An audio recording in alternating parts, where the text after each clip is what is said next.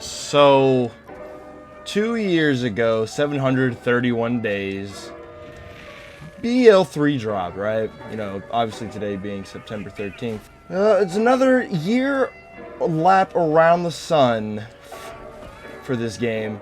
And I feel like over year two, some of the content that they released was really, really good. So here we are, over 1,000 videos later. We still have that new vault card coming, which is pretty dope. But I think after that new vault card, about 3 months later, Wonderland is going to drop. So I feel like after that new vault card, there probably won't be any new content coming to this game. That being said, I feel like this game had a very interesting, life cycle. You know, when it first dropped, it felt like there really wasn't a true endgame.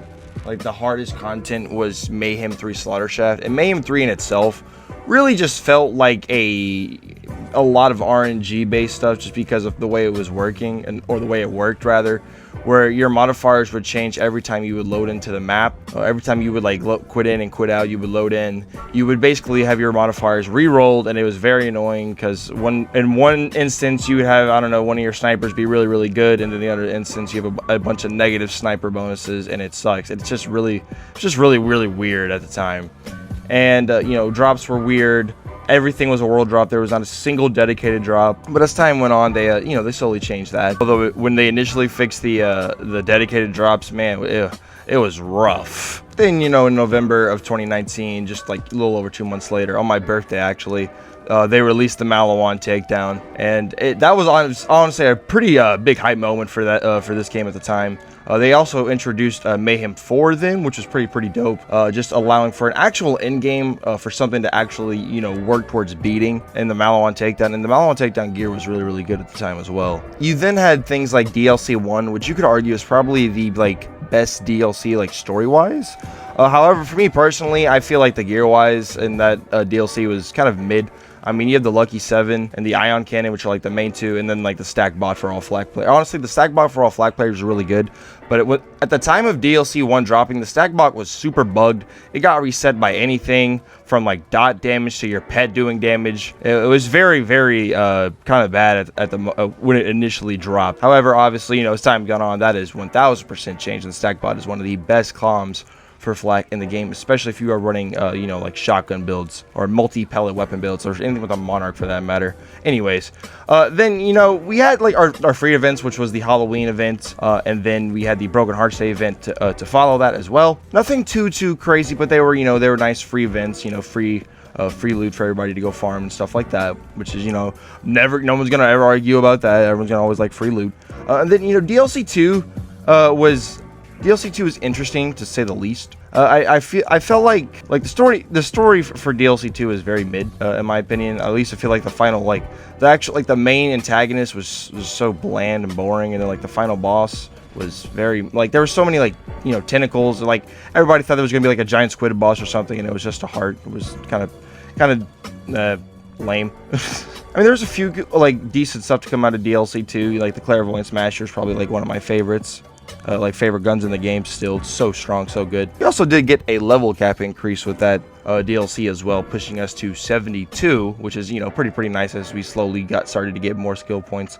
I believe 57 was when we were actually able to, it was the first time where we were actually able to get double capstone builds. I want to say it was 57. We were able to finally start the era of getting double capstone builds going, which is obviously pretty.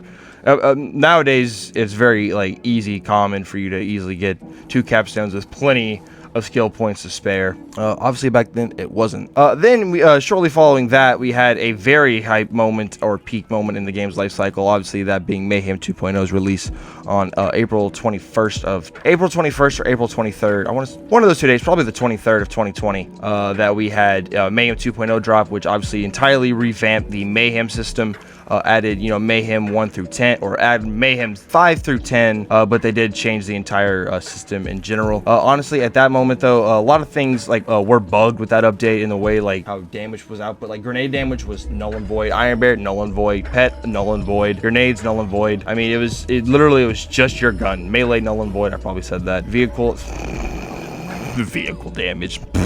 But yeah, there's very few guns that were actually strong enough to keep up in that scenario and that era. It was literally the new weapons and a very few select weapons from the old, pre release of that update. A little over a month after we had Mayhem 2.0 drop, we had the Guardian takedown drop, which at the time, dude, was so just like insanely hard. Like the enemies were just so like ridiculously squishy and tanky. It was really, really insane at the time. Very few weapons and builds were actually able to beat it. You definitely had to have like perfectly rolled gear almost, especially if you were a flag player, dude. Man, you better have times 14 next to max shock reflux on you. You better have a corrosive and a shock monarch on you, especially that's when we had like nerfs to like the yellow cake, and plus we also had the cartel event go away right before that event came out, and before we actually would later on get another level cap, basically making the cartel weapons just by de facto a little bit weaker, which did stink because they were so much fun when they came out at the time. But luckily, shortly after they released it, they did like tweak it a little bit, made it to where the enemies weren't as tanky, and then they actually released DLC 3, which in my opinion, if we're talking gear wise, had like the best gear in the game, dude. There was just so many insane gear, like legendaries that dropped from there, and we've talked about it. Like, I mean, the flipper, to name one just right off the rip. You had things like the gargoyle and the beacon as well. Man, it's just such a good DLC. And then moving forward to the next big like piece of content, which was DLC 4. DLC 4 honestly did feel a little bit lackluster in a lot of departments, especially like the gear. I did feel like the story was okay. I mean, it was nice to see Kree once again, you know, and all that good stuff, and have like a storyline with Maya. But for the most part, you could tell that like the situation that they were in to make that piece of content was hurting them. Overall, it was still a fun DLC, a good DLC. Not saying it was terrible. I'm just saying it was a little bit weaker compared to some of the other ones, obviously. They then announced that they were going to be releasing more content after the initial season pass, which initially when the game was launched and everything, it was just they were just advertising the initial season pass for the 4 DLCs. There was no mention of any like 5th or 6th DLCs, anything like that. But and like I think a little bit after DLC 4 dropped, they actually did announce that on a live stream of some sort, or like a Bordercast show, that they were going to be releasing like bulk cards. They were going to be releasing DLC 5 and DLC 6, which was pretty cool. And then in November, they actually went ahead and released DLC 5, introducing the 4 skill trees and arms race into the game, which I know some people, at least at this point, almost a year later, feel like that the 4 skill trees weren't worth it instead of like a new Vault Hunter, which I could totally see. Me personally, I didn't like running through this game's story over and over again anyways for new characters, so I was kind of happy that they just added the new skill trees. The only thing about the new skill trees though is that like for me personally, like Flack and Moze, I feel like the skill trees were a little bit like lackluster. Like I feel like Amara and Zane had better 4 skill trees than Moze and Flack, but that's just my opinion. Overall though, I mean, DLC 5 also introduced some crazy gear. Like, dude, the arms race gear is insane, especially that plasma coil, man. Come on now. And then, you know, things were, you know, pretty quiet for a long time. And then we actually got the first vault card to drop on April 8th, and then we had DLC 6 drop on April 8th as well, which was pretty cool. We also had Hemovorus, which was our first standalone raid boss with no takedown. Like in front of it, literally you just load into the fight arena, which was pretty cool, and was a really fun piece of content as well. We had some Ava story missions, which was pretty cool. Introduced things like the Free Radical, which is still like my favorite pistol. It's just the definition of power creep and a weapon. Like, it's so insane. And then they had the Cartel's event return following later on in June 25th of this past year. Almost 3 months ago now, which is crazy. Most recently, I guess the newest piece of content was the second vault card, which released earlier in August, which was, you know, pretty cool. Introduced to the Schluter artifact, which was amazing, especially for farming. And then now we're just kind of chilling, waiting for the third vault card, which I'm pretty sure will be the last like piece of content. We've had some pretty dope mini events though recently over these past couple of weeks. Especially right now, you can actually farm Rebecca, which is actually insane. For the first time in this game's history, 2 years to the date, you can actually go farm Rebecca, but it's only for 2 days.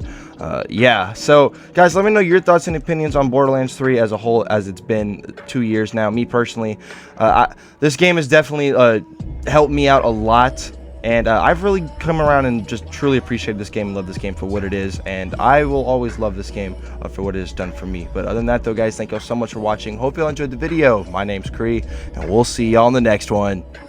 Peace out, everybody.